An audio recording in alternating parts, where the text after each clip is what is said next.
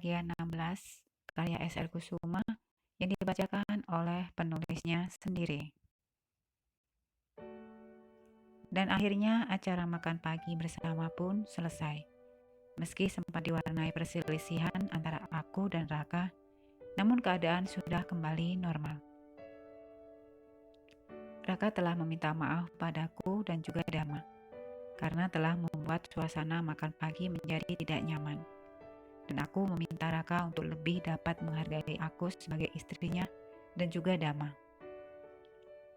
Aku pun kemudian kembali ke kamar dan membaringkan tubuhku di atas ranjang. Aku melihat gaun yang Raka belikan untukku, tergantung di samping tempat tidur. Cantik sekali gaun itu, pasti mahal harganya. Gumamku dalam hati sambil mengamati gaun malam berwarna merah marun itu. Dan aku akan memakainya malam nanti. Dengan malas, aku bangkit dari tempat tidur. Tidak tahu harus berbuat apa. Aku hanya duduk di tepi ranjang dan terpekur menatap lantai. Hari ini aku sedang tidak ingin melakukan apa-apa, bahkan untuk berbicara sekalipun. Itu mengapa aku lebih memilih berdiam diri di dalam kamar. Aku tidak ingin berada di antara Raka dan Dama, atau aku akan membuat suasana menjadi tidak mengenakan. Lebih baik aku menghindar daripada aku harus menyaksikan salah satu dari mereka merasa terluka atau tidak nyaman dengan keadaan ini.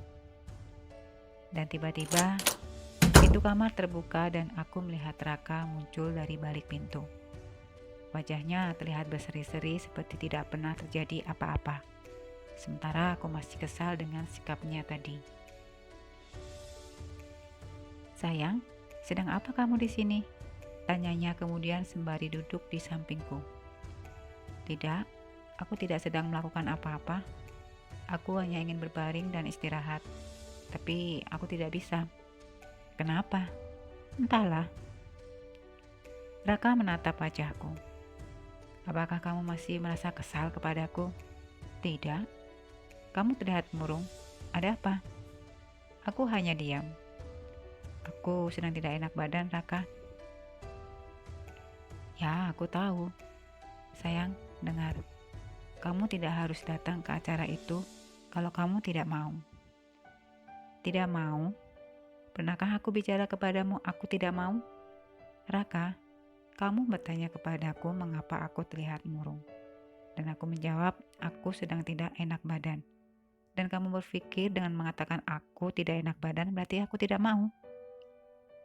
"Sayang, bukan begitu maksudku. Sudahlah Raka. Aku tidak ingin berdebat denganmu. Kamu jangan khawatir. Aku akan datang di acara itu. Oke?"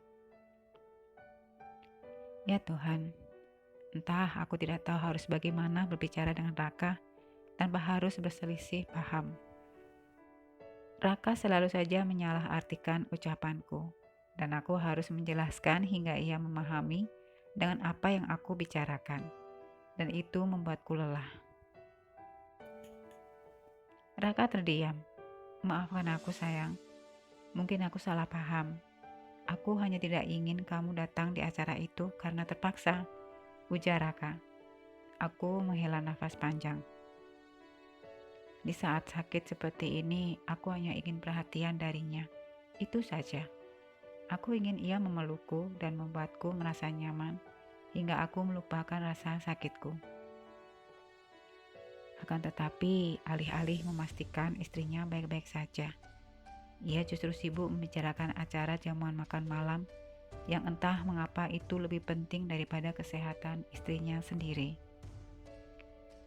"Sudahlah, aku akan datang di acara itu bersamamu," kataku lirih, berusaha menahan rasa sesak di dada. "Baiklah, kamu istirahat ya.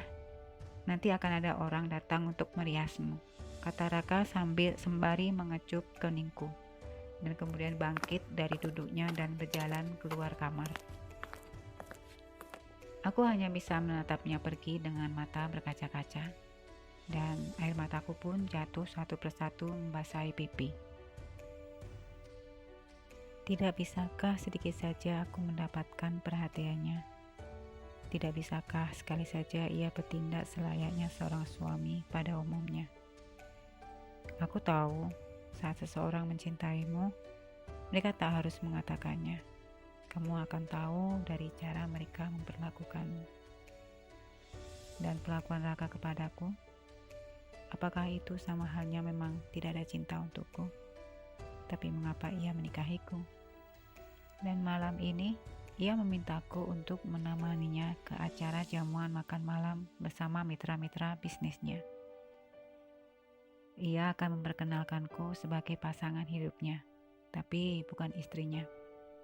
Ya, itu terdengar dramatis, tapi begitulah kenyataannya. Dan seperti biasa, demi memenuhi apa yang ia inginkan,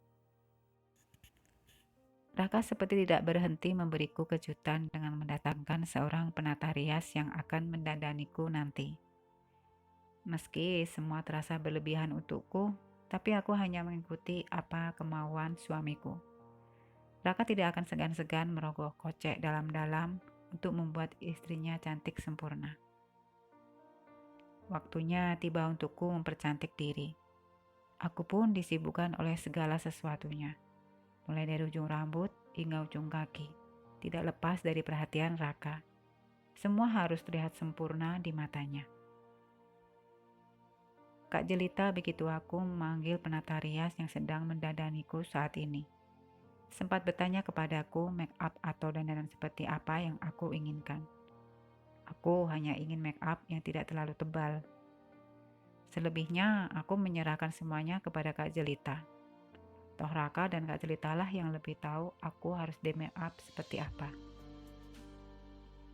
Kondisiku yang belum sepenuhnya pulih membuatku hampir tidak berdaya. Tak jarang aku merasa mual dan hampir muntah. Mencium wewangian yang berasal dari alat make up Kak Jelita. Aku merasa sangat pusing namun aku tahan.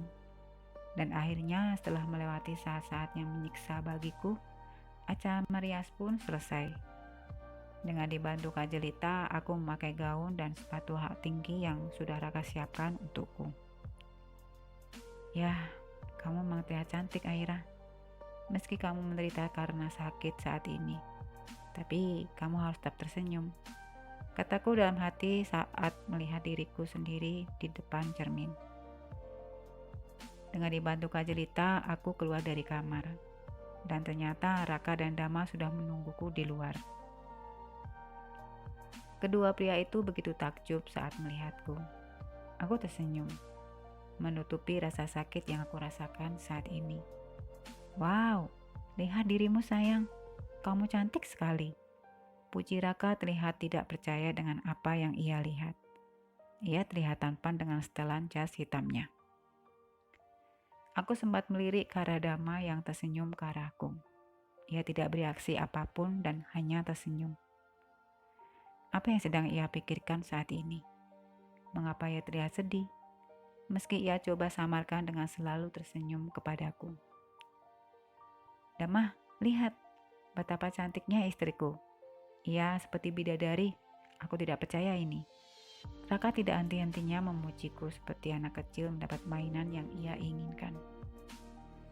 Ya, tentu saja Raka, ucap Dama sambil terus menatapku membuatku salah tingkah.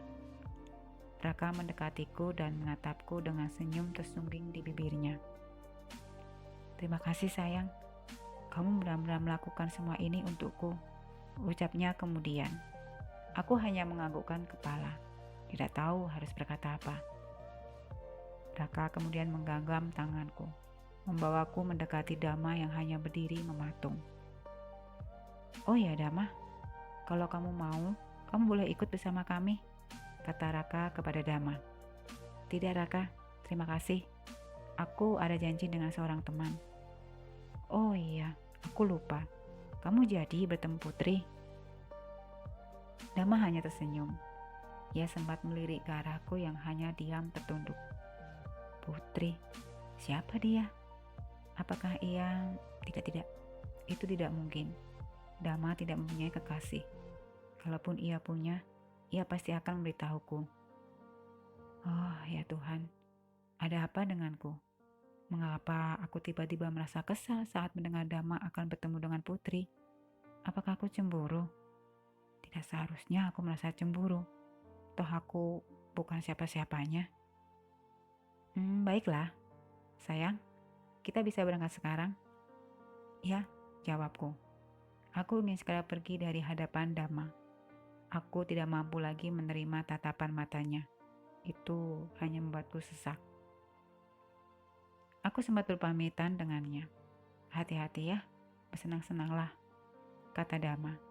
Aku hanya mengangguk dan kemudian berlalu dari hadapannya. Bersambung, selamat membaca, terima kasih.